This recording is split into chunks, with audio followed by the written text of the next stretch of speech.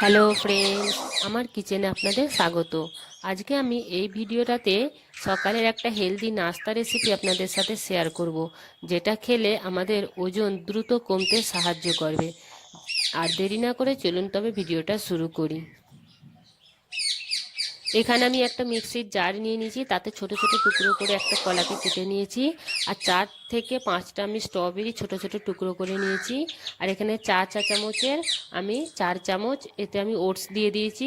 আর একদম ঠান্ডা ফ্রিজ থেকে বার করা 1 কাপ মতো দুধ এতে আমি ঢেলে দিলাম, একদম ঠান্ডা দুধটা।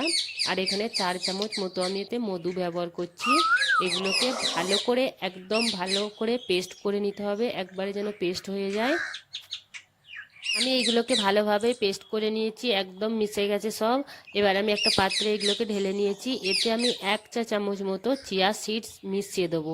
আর এটাকে 10 থেকে 15 মিনিটের জন্য এইভাবেই ছেড়ে রেখে দিতে হবে।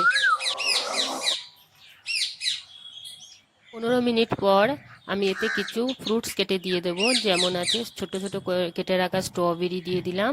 আর এতে আমি কিছু বাদাম কেটে দিয়ে দেবো, আর কিছু পিস্তাকে ছোট ছোট টুকরো করে কেটে দিয়ে দেবো। এগুলো অপশনাল। যদি ভিডিওটা ভালো লেগে থাকে তাহলে লাইক, কমেন্ট, শেয়ার আর সাবস্ক্রাইব করতে মোটেও ভুলবেন না।